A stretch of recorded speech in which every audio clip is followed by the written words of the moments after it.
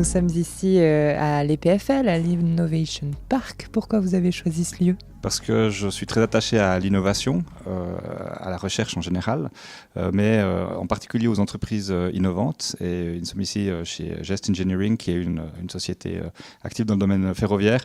Et pour moi, c'est quelque chose qui est extrêmement important, c'est de pouvoir soutenir ces entreprises qui créent de la valeur ajoutée, qui créent des emplois aussi, évidemment, qui créent de la ressource fiscale, mais qui surtout sont des entreprises prometteuses pour le futur de notre canton.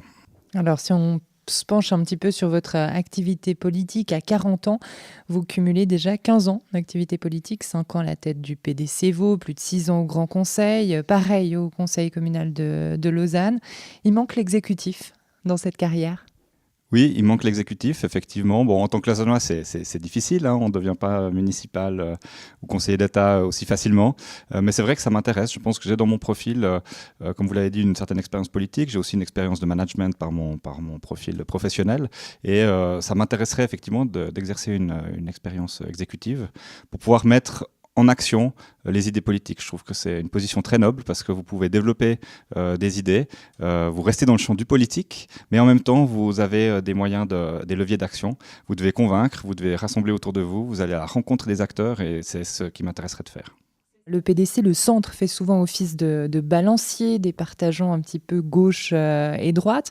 Vous espérez transposer ce schéma, en fait, au sein du gouvernement ?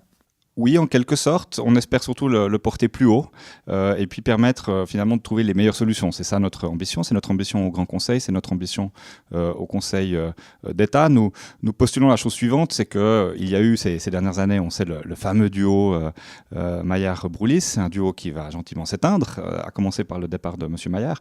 Et finalement, on se dit, c'est l'occasion, plutôt que de remplacer par un ministre de droite ou un ministre de gauche et puis espérer, prier que les choses aillent mieux, enfin en tout cas que l'équilibre dynamique se perpétue, de créer une nouvelle formule magique qui permettrait de mettre un centriste là au milieu, puis de finalement créer un mécanisme institutionnel qui permet justement de trouver dans les idées de gauche, de droite, mais aussi les idées du centre, puisqu'on est aussi porteur de nos propres solutions, finalement celle qui irait le mieux pour le canton. C'est, si vous voulez, un petit peu ce qui s'est passé au Conseil fédéral avec la présence de Doris Leuthard, on pourrait aussi dire d'Evelyn Widmer-Schlumpf, où justement ces deux femmes centristes au fond, ont permis de créer ces dynamiques très fortes, par exemple la sûreté du nucléaire, par exemple les politiques énergétiques. Et finalement, c'est ce dont on a besoin aussi pour le canton de Vaud. Ça veut dire que pour vous, cette formule gauche-centre-droite ou droite-centre-gauche pourrait remplacer ce fameux compromis dynamique qu'incarne justement le duo dont vous parliez, Broulis-Maillard ? Oui, c'est exactement ça. J'aimerais rappeler finalement à ceux qui nous disent oui, mais il faudrait une majorité de gauche ou de droite et puis que l'autre majorité soit au Parlement, qu'en fait, ça ne fonctionne pas de manière naturelle. Je rappelle que dans les années difficiles du canton de Vaud, dans les années 90, début des années 2000, on avait un gouvernement où il y avait effectivement un équilibre gauche-droite, enfin il y avait deux camps, et en fait ça ne fonctionnait pas très bien, voire pas du tout. Donc si vous voulez, quelque part, vous pouvez avoir des personnalités qui portent la chose, hein, et on peut s'en féliciter, mais finalement c'est presque, on va dire, des accidents de l'histoire, des accidents positifs de l'histoire. Ce que nous voulons créer, c'est un système qui permet de ne pas se reposer sur des individus. Bien sûr, les individus ont leur importance, mais de créer un mécanisme où vous avez une formule qui permet de créer ces équilibres entre gauche, droite et centre. Mais c'est quand même pas une position extrêmement simple à incarner, ce rôle d'arbitre au sein d'un parlement ou d'un gouvernement. Non, c'est pas simple, mais je pense pas qu'on se lance en politique pour chercher la simplicité, en particulier si on croit dans ces idées. C'est évidemment une grosse responsabilité. Ça signifie qu'en théorie, dans le débat parlementaire ou dans les discussions au Conseil d'État, vous devez effectivement être, dans votre foi intérieure, convaincu d'une solution et dire oui, c'est cette solution-là que je veux et je vais créer une majorité avec mes collègues. Enfin, moi, mon but, en fait, c'est que le Conseil d'État puisse autant que possible être convaincu à 7 pour porter une politique publique.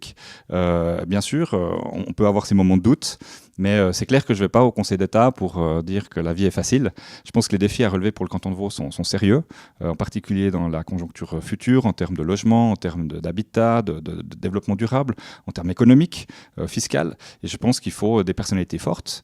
Et je suis prêt, moi, à jouer ce rôle d'arbitre dans l'intérêt des Vaudoises et des Vaudois. Mais vous seriez quoi comme arbitre ? Vous seriez un arbitre qui tranche à gauche quand on parle environnement, qui tranche à droite quand on parle économie ?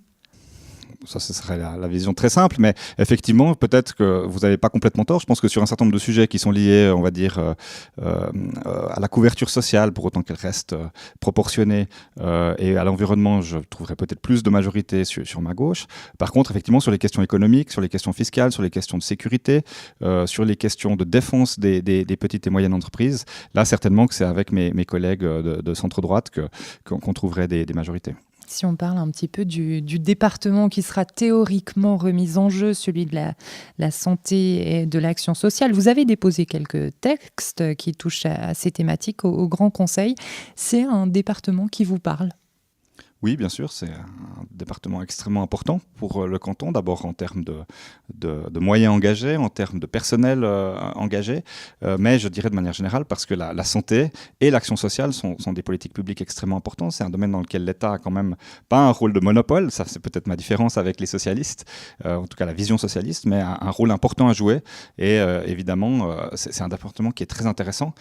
Je le prends aussi avec beaucoup d'humilité parce que je pense que c'est un département qui est compliqué, ce sont des thématiques qui sont compliquées. Cela étant, évidemment, en tant que candidat au Conseil d'État, je suis prêt à prendre tous les départements dans le cadre d'une rotation. Je pense que c'est important que les ministres restent, et les politiciens en général, restent généralistes et soient prêts à développer des politiques dans tous les domaines.